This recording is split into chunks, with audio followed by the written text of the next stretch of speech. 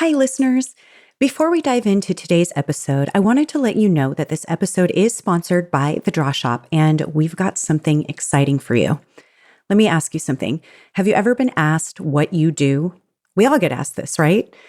Have you then answered and then got the response of totally glazed over eyes or just the look of someone politely smiling but definitely not caring?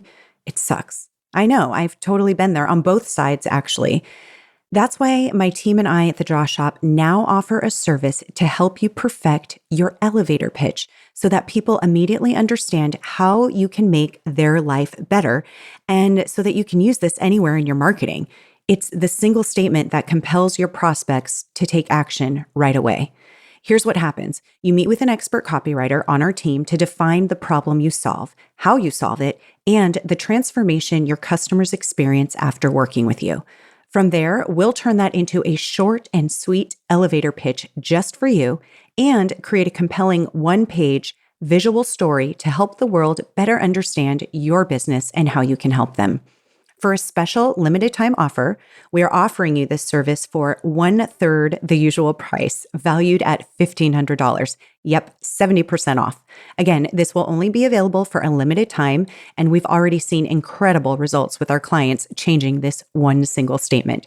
So to get your word perfect pitch today, head to www.thedrawshop.com/elevator pitch now. That's www.thedrawshop.com/elevator pitch.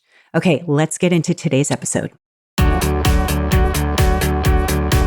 About 4 years ago, he was complaining about meetings and he said, you know what, our meetings suck. I was like, well, tell me about it. He was talking about his meetings. I'm like, yeah, those suck. And I said, you know, of all of your C-level team, of all your VPs, how many of them have ever had at least an hour's training on how to run great meetings? He goes, oh, none of them. And I said, okay, well, how about your employees? How many of them have been trained on how to show up at a meeting, how to attend them, how to participate in them, how to, work on communication styles during? He goes, oh, none of them. I said, well, then meetings don't suck at all. You suck at running meetings.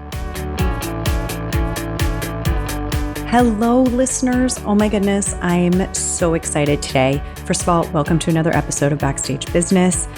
I am so freaking stoked to have our guest today. His name is Cameron Herold. You know that I've mentioned him a billion times on this show because our team has implemented so many strategies of Cameron's into our daily operations. And we've done the Vivid Vision. We've read the book Meetings Suck. We love everything about Cameron because everything that we've learned from him works. So it's awesome. He's got this incredible story and I'm going to let him tell it at the beginning of the interview, but there's so much for you to get from this episode. Like seriously, a lot of stuff. So if you've ever had questions on your kids being entrepreneurs and how to provide a great environment for them to do so, or if they even have the traits to be one, if it's something that you should foster, if you think it would be something that they would love and have that type of lifestyle, we're talking about that. We're also talking about COOs, and as Cameron calls them, the second in command. And it's so important to understand the difference between the COO and the CEO. And so we're talking about that, what kind of support your COO can get, where you can go to listen and find out more on other amazing COOs of incredible companies. And we're going to talk about why we're so different and how the two can work together in the most optimal way. We're also going to talk about Vivid Vision and Meetings Suck. And if you maybe are listening to this podcast for the very first time and you don't know me and the billions of times that I've talked about Cameron, I'll just tell you that Meetings Suck sounds like exactly what it is. It's a book about meetings that suck. You've been there before where you're sitting in a meeting and you're just like, okay, that was 2 hours of my time and absolutely nothing was accomplished. So really it's about how are you running meetings? And it's great. And we're going to talk a little bit about that. We're also going to talk about Vivid Vision. We're also going to talk about our current climate right now and the feelings that many of you may be having in terms of, I don't know how to pivot and I'm not sure that I'm going to survive this. Maybe we're going to shift your mindset on that. Really great things. Cameron's got so many incredible stories, TED Talks, way more books than I've mentioned. So all of that, of course, is in the show notes, but just take a listen because this one is too good to miss.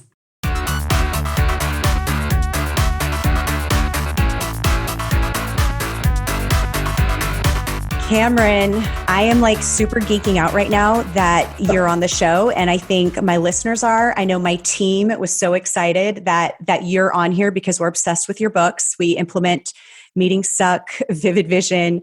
There's just so many things that I am super excited about. So thank you so much for being with me today. Thank you. I wish I'd known that as a child, people would geek out over me as an adult. I was just the geek as a kid, but no one was geeking out over me. It's happening. I remember actually I think it was the annual Genius Network event, our art director was there, and he normally doesn't come to events, but he came to that one and he was like, oh, that's Cameron Herold. I was like, yeah. He was so excited. So it's really cool. God, if my kids ever heard that, they would disown me. Okay, so there's a lot we're going to talk about today, but first, can you kind of give, Cameron's version, your story, your background, and how you got to today, 2020? Sure. Yeah, I was groomed as an entrepreneur. I was raised by my father to be entrepreneurial, as were my brother and my sister. So the three of us, for the last 15 to 20 years, each of us have owned our own companies. When I was 21 years old, I had my first real business. I had 12 employees when I was 20 years old. In fact, and I even did a talk that's on the main TED website, on the TED.com site, about raising entrepreneurial kids. And I talked about probably 15 different business ventures I had by the time I was 18 years old. So my whole life was being groomed in the entrepreneurial space.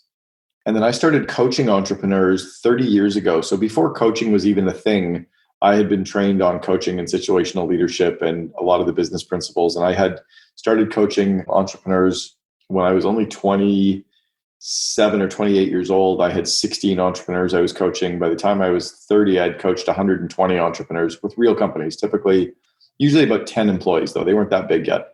And then I went on and I was co-founded a auto body chain. We built that up and took it public. I left as we were taking it public. I was hired as president of a private currency company. We built that up and sold it.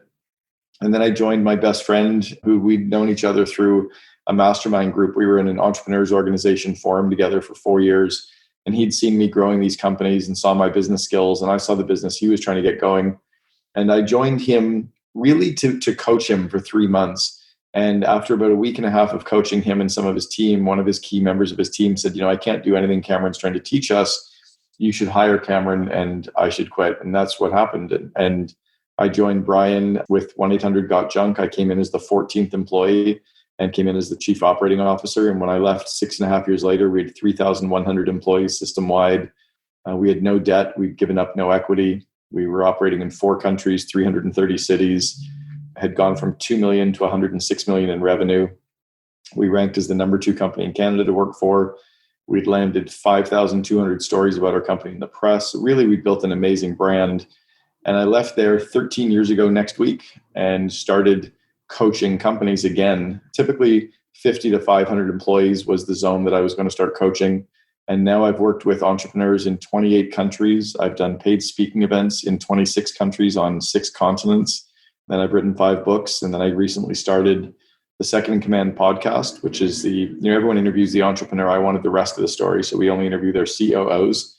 And then I also have an organization called the COO Alliance. So that's kind of my, quick bio. Yeah, just slightly impressive. So, okay, speaking of COO Alliance and the podcast, which is awesome, I've totally been guilty of sending my COO and other team members to entrepreneurial events because like years ago, I thought, oh, they're going to get so much out of it like me. Like if they could just be in the room like I am, they're going to come back with some really great ideas and how to execute and all of that. And it totally was not that because it's not where they were at. We're just as a CEO or, founder, like you have different stresses and roller coasters and you're thinking about different things. And I know for one, I don't want to be doing the things that my COO is doing. But I thought, oh my gosh, I want our listeners to hear, what that difference is, why it doesn't work out when you send them to these events and what COO Alliance is. It's funny. I told a friend of mine recently who was trying to understand the difference, and I said, it's almost like sending a guy to a baby shower. It's like, what are we Totally. doing there? Like, what are we doing? Like, yeah, we're dads and yeah, we're going to be engaged in our kids' lives, but it's like, dude, go do something with the boys and like let the women do their thing. Like, we just don't belong. Second in commands, so they could be president, COO, VP operations. We're kind of title agnostic, but whoever is second in command to the CEO is really concerned about operations, execution, culture, systems, meeting rhythms, strategy, planning, metrics and dashboards. They're all concerned with how to get stuff done, with the plans and the how to get it done. The entrepreneur, their role is to think strategically, to be idea generating, to listen to the customer and see the market, and to kind of drive energy and drive culture and drive vision, and then get out of the way while people figure out how to make it happen. Right. It's almost like the homeowner who wants to build a house. Their job is to visualize what's going to get built. The contractor's job is to figure out the plans, and then the employees follow the plans to make the dream come true. And the homeowner doesn't talk to the employees because they screw it all up. Yes. So the reason I started the COO Alliance was it was almost like we had all these homeowners going to events where the contractors were. They didn't fit in. It was a different discussion. It was a different energy level. It was different personality profiles. Most entrepreneurs are very high D or high I's in DISC, and most COOs are very high S's and high C's.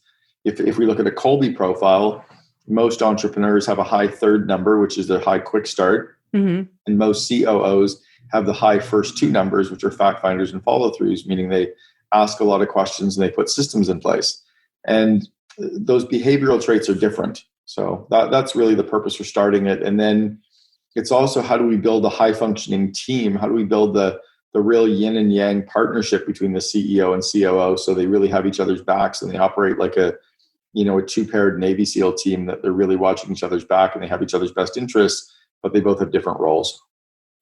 And it's so important once you have that figured out. And it, like, how often would you say that you're seeing that that's not happening, that there isn't that like union, and that people aren't really understanding what their role is?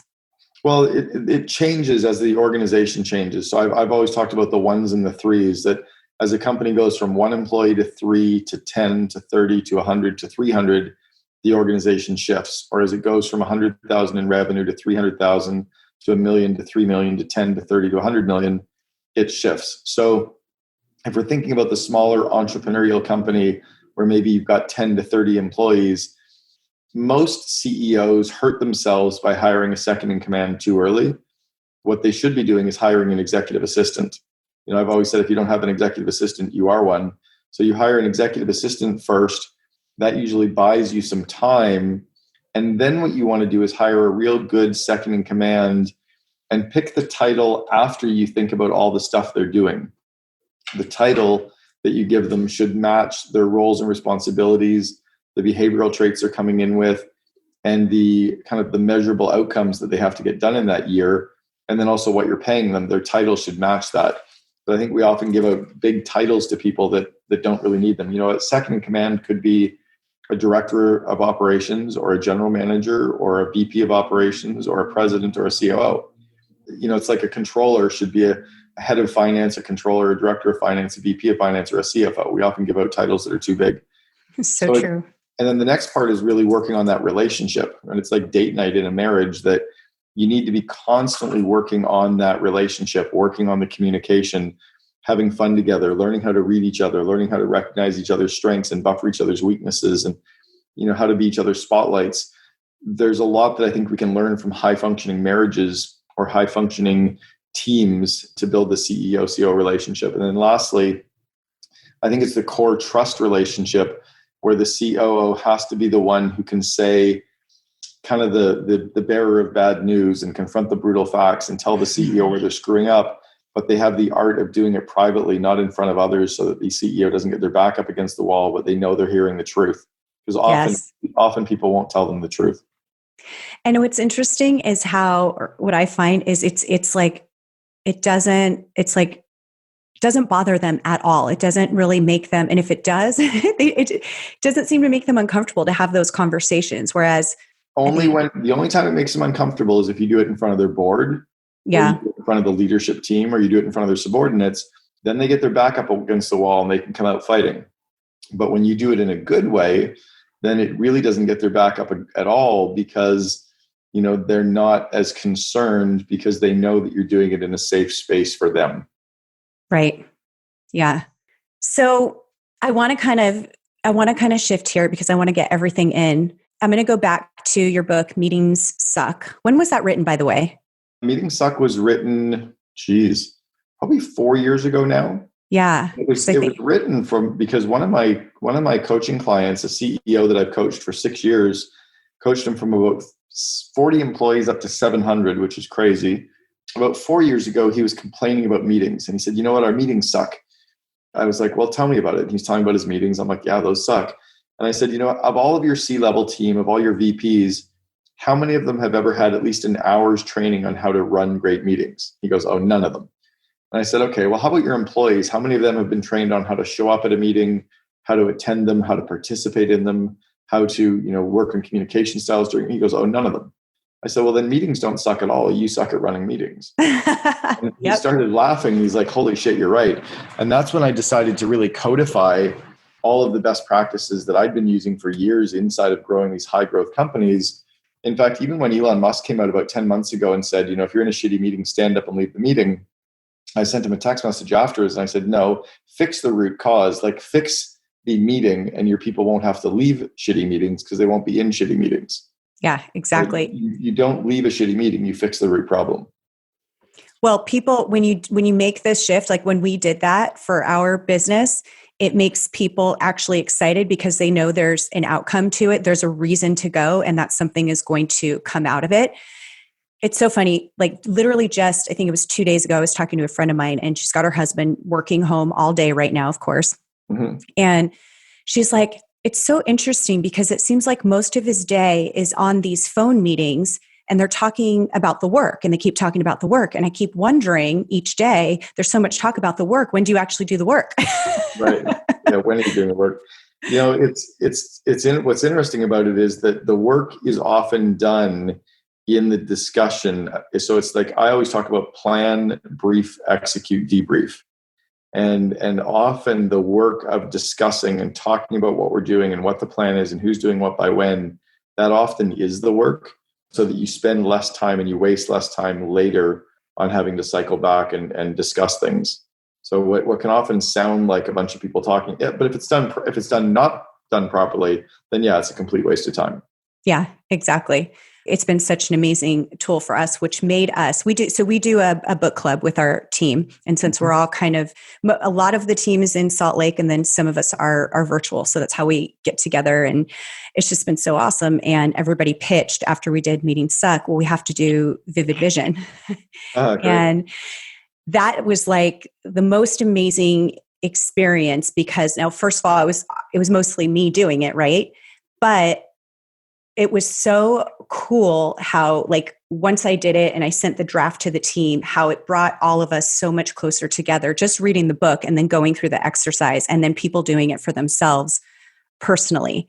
And now we'll do it, we'll help other people that have done a Vivid Vision and then come to us and they're like, "Oh, hey, now we want to put that, in video form." And it's just amazing. And I feel like now, like right now, is such an important time to really do it if you've never done it. But if you have done it, to like really make sure you're visiting that each day. But I wanted to ask you, there are people right now, if they've gone through that exercise or they've done something where they're looking, well, by the, 2 years from now, I'm supposed to be in this position. But now this whole COVID has happened. Now I'm destroyed. Now it's not going to happen. My goals aren't going to get met. And I was like, oh my gosh, Cameron's going to be such a great person to speak to about this, and those people that are struggling with that. It's almost like they just want to give up.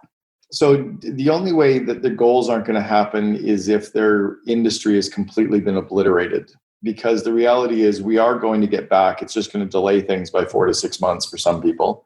It may hurt cash flow, but it's not going to destroy, you know, an entire business or an industry. I can't even think of one. Like my sister's company has been really, really hurt. She's gone from $1 million a month in revenue to zero, but Wow. she can't pivot. She runs co-ed intramural sports leagues for 100,000 people, but she can't say, okay, play beach volleyball out of your living room. So, but they'll be back. Like at some point, you know, probably in June or July, they'll be able to start back in their leagues and they'll have to lick their wounds and they'll grow again. But there's no real industry that's been obliterated. Right. So what is happening though is I think everyone was aligned with that vivid vision, hopefully. Now it's time to revisit, especially now. I think now is time to revisit the vivid vision, share it with all your employees again, talk about the fact that some of these things aren't going to happen until 2 years out. Some might happen 12 months out. Some can happen in fourth quarter. Some can happen third quarter. Some we can make happen now. And then start to get people excited about making one sentence at a time come true.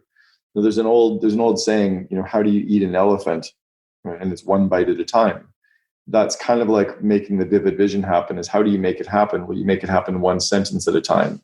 And like building a home, you put in the foundational parts first. Well, there's a lot of foundational things that people can work on right now. You can work on getting rid of your grumpy, negative employees. You can work on interviewing and recruiting really happy, you know, aligned employees. You can work on training and putting skill developments in place for your current employees. You can start working on your brand and on your office space and refreshing things up. You can work on, you know, organizing files, organizing SOPs. A lot of the stuff we didn't have time for, those are foundational blocks of building a company. But you have to get the mindset of the leadership and the employees to move away from, oh my God, things are horrible. And remember that misery loves company. The more that you surround yourself with people that are grumpy and negative and worried, you're going to find it. It's that confirmation bias. But the more you surround yourself with people that are abundance mindset, going forward, rose-colored glasses, you'll start seeing the opportunities that are in front of us as well. Absolutely. I love that. It's such a great message. How did you first come up with the vivid vision? Like when did you start practicing that and then actually present that to the world? Like here's what you can do for your business. So back in 1998, there was an entrepreneurs organization event here in Vancouver, and they invited 120 entrepreneurs to go to the lunch. About 16 of us went. It was down at BCIT, and the 16 of us that sat in on the luncheon, there was Brian from 1-800-GOT-JUNK, myself, and Dan Leonello, who was another friend of ours who owned a company called Pad Tech here in Vancouver, and then 13 other entrepreneurs. And we were all introduced to this concept of visioning from an Olympic coach, a high-performance sports psychologist. And the three of us decided to work on our, what we called then painted pictures or vivid visions of our companies 3 years in the future. And we met at my office. I was running a private currency company. The three of us met at our office and we started working on our visions for our company. So Dan worked on his for his manufacturing business. I worked on my vision for the private currency business, and Brian worked on his for what was called the Rubbish Boys at the time, prior to 1-800-GOT-JUNK. And that's kind of where it started from. Mine became a mind map of Post-it notes that became projects that all the team got bought into. Brian's became a 2-page document that he wrote out of his parents' doc, and Dan did a similar concept. So that was where we started with it. And then as we started growing 1-800-GOT-JUNK, I started talking about this concept and how we were using it internally and started teaching entrepreneurs. And it just started moving forward from there. And then I covered it in my first book, Double Double.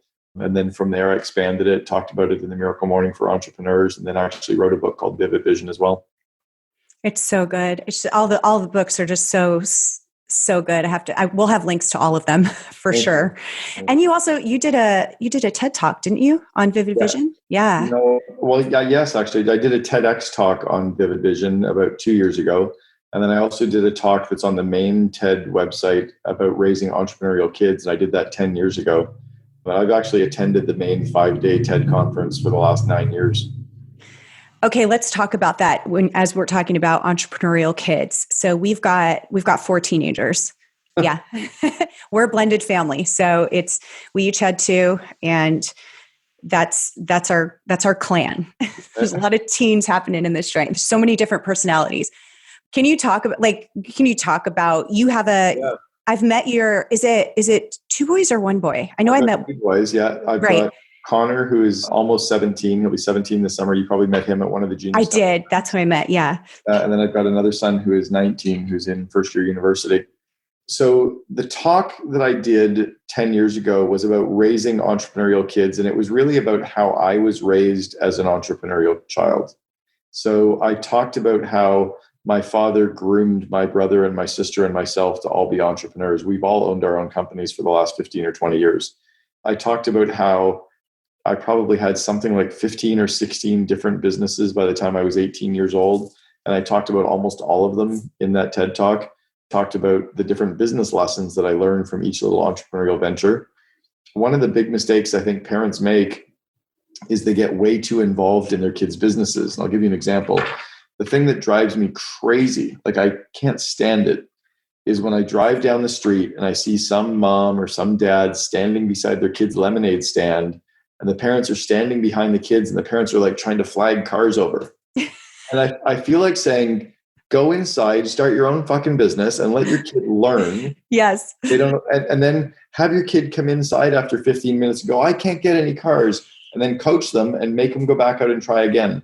And then have the kid set up their own table and make their own sign. But some of these lemonade stands look like mom spent 2 weeks on it. Mom needs a hobby or dad needs a hobby, and the kid didn't learn anything. Yep. So what I want is kids to actually go out and start it and handwrite their own shitty little flyer and then learn what a better flyer looks like and get them to go online and look at not worry about turning this thing into like some big corporate whatever. Just go do something. And if it works for a day, do it for a second day. If it works for a week, do it for 2 weeks. And after 3 weeks, if you're bored of it, cool, do a different business venture. But right. That's where I really learned a lot about entrepreneurship, was doing all of these little, and I could walk you through 15 that I had by the time I was 18 years old, and defined business lessons I learned from each of them that still hold today. What was the first one again? I think you might have mentioned it earlier. The first one that I ever did was I went door to door in my neighborhood in Winnipeg, Canada, and collected coat hangers. So what happened was we were at a dry cleaner, and I noticed that my mom brought a bunch of coat hangers in with her, and the dry cleaner paid her 2 cents per coat hanger. So that was in the days when you could recycle coat hangers for 2 cents per coat hanger. And so whenever you did, now we just throw them out, which is so stupid when you think about it. So I started with the Yellow Pages, phoning the different dry cleaners in Winnipeg, and I asked them how much they would pay me for coat hangers. And I had someone who was willing to pay me 3 cents, and I was just this hustling little 7-year-old. I said, no, I want 8 or 4 cents. And the guy said, I can't give you 4 cents, I'll give you 3. And I said, how about 3.5? And the guy said, he started laughing. He goes, how old are you? And I said, I'm 7. And he goes, well, what made you think 3.5 cents? I said, well, if I give you 2 coat hangers, you'll give me 7 cents. And he goes, fine, I'll give you 3.5 cents a coat hanger. And my mom was standing there, and she looked at me and she said, but where are you going to get the coat hangers? And I kind of got a little bit nervous, but I opened up my closet, and there was about 100 coat hangers in my closet. I had been going door to door in the neighborhood, collecting coat hangers from the neighbors, preparing to sell them. So I knew I'd have a deal. So I think I did it twice. But that was a 7-year-old who learned about negotiating, learned about splitting the difference, learned about spotting an opportunity, learned about cold calling, learned how to handle rejection. I was 7, man, and I learned all those lessons. That's so great. Now, when you say... But again, if my mom sat there and did it for me, what would I have learned? Oh, exactly. So were these things that you, like, okay, here's my question. When you say that your dad, fostered this environment for you guys to be entrepreneurs, like, did you have these ideas and then he supported that, or is it? He supported it, and he told us having a job was a terrible idea. He told us that having a 9-to-5 job would destroy us, that we would never have free time. I remember him taking me to a golf course one day at 12 o'clock, and he showed me all the people walking onto the golf club Wednesday at 12 o'clock. And he's like, that guy owns a car dealership. That woman owns a clothing store. That guy owns an accounting firm. That woman owns whatever.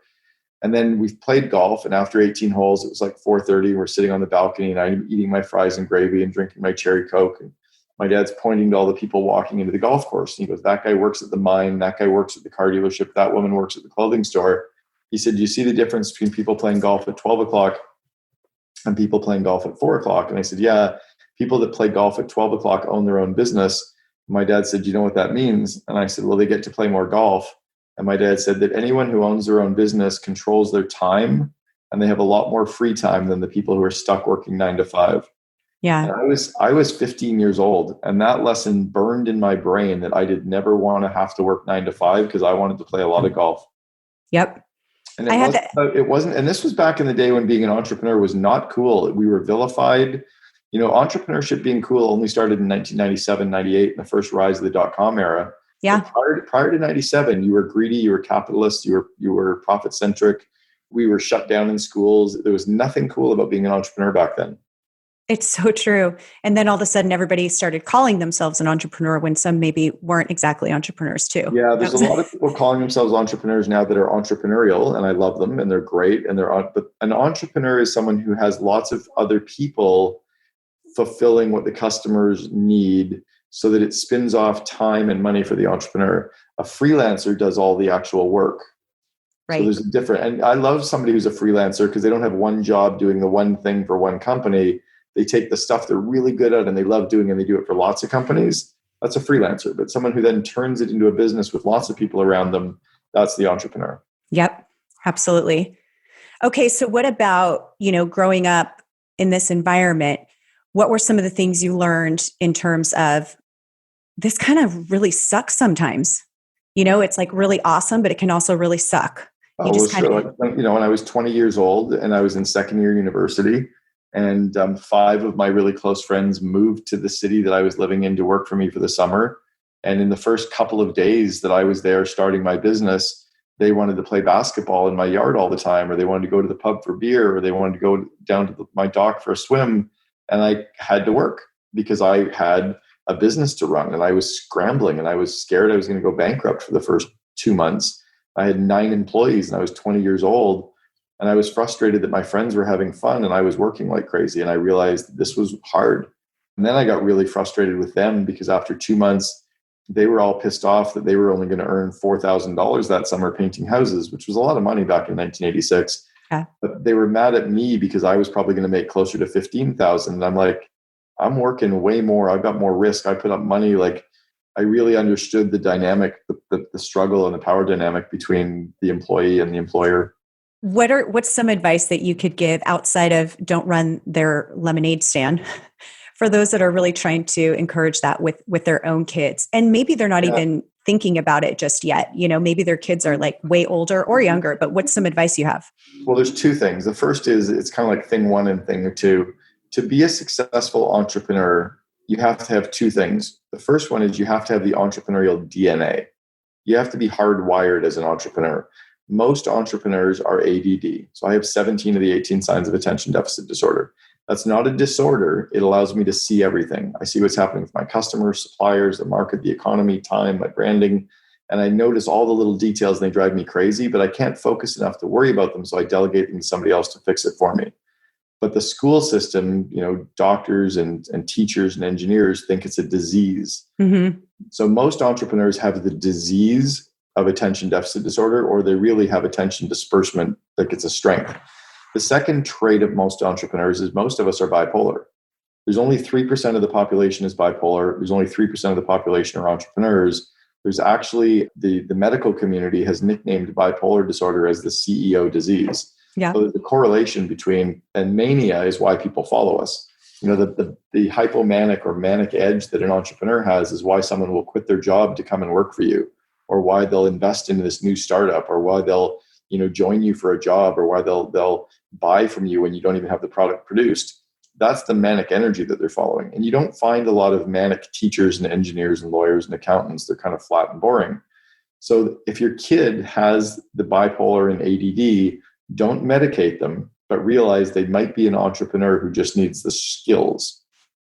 So the second thing they need is the entrepreneurial skills.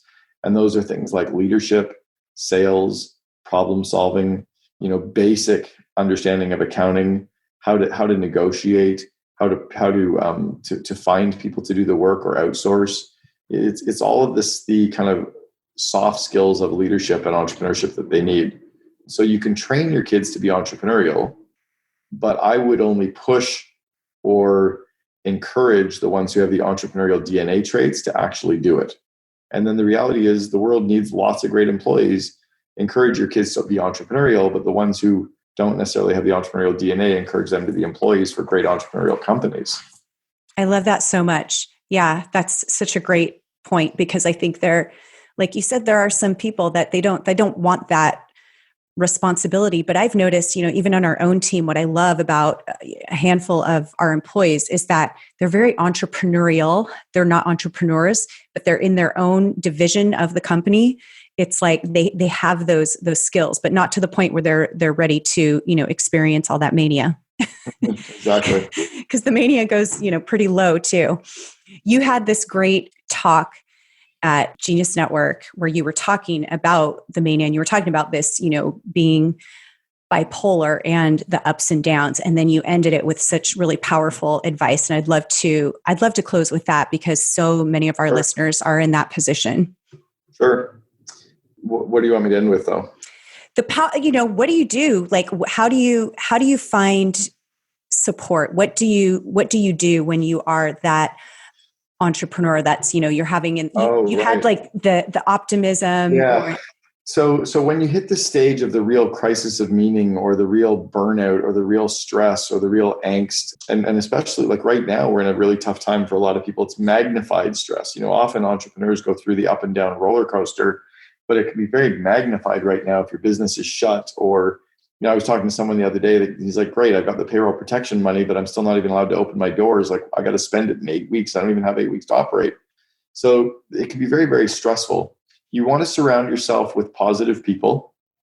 Misery loves company. You got to get away from the miserable, negative, grumpy people. Surround yourself with people that are filled with abundance and positive thinking. You want to surround yourself with people who can coach you based on experience, not the Socratic method. Right now, the world is littered with coaches who have never done anything other than they've learned how to coach, but they can be very dangerous moving people in a direction when they've never actually run a business in the first place. So get advice from people that have been there before you. As an example, this is the 4th economic downturn that we're getting ready to go into, but it's the 4th one that I'll have navigated companies through. I ran a company in the 87 downturn. I was building 1-800-GOT-JUNK in the 2001 depression or recession. And then I was coaching 16 CEOs in the 2008 economic crisis. So you want to get coaching and advice and mentoring from people that have been there before you.